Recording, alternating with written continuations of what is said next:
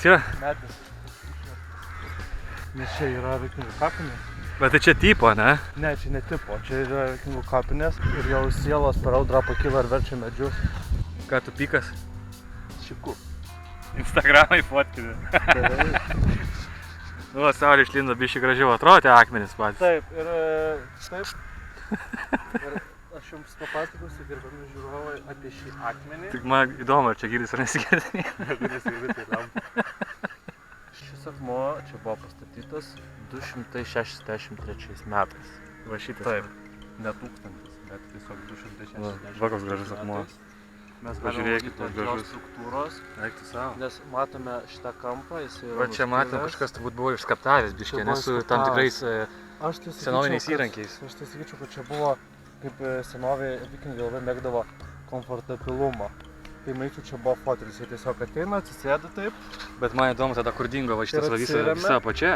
Nėra pačios. Ai, ant žolės tiesiog. Nu jie šiaip praktiškai praktiškai žmonės, man atrodo, buvo. Sėdi taip ir jie tiesiog taip galvoja apie savo visokius Valhalas. Valhala tai yra jų gyvenimo tikslas, papulti į Valhalą.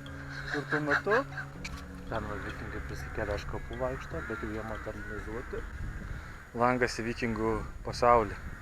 Per Elvino prizmę. Nu padarai menišką nuotrauką. Padariau. Reljefą. Ką reiškia? Čia per telefono fotkinį ar Dabar čia? per telefoną fotkinu ir selective focus darau. Nu neblogą telefoną turi. Bet ir per Instagramą gerai fotkinu.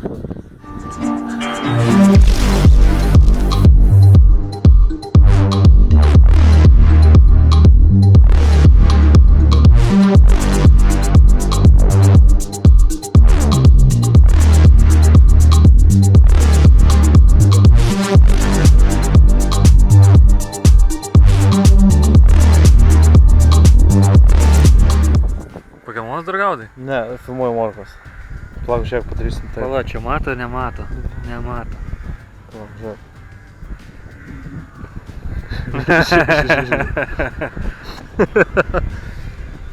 Want some carrots?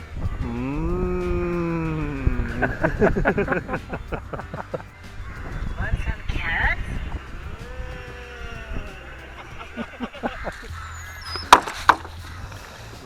Ką tu čia darai dabar, taigi sugadinsi visą nacionalistinį parką?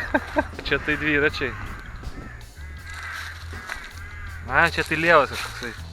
Iš Maksimos. Nusipirko. Darimas.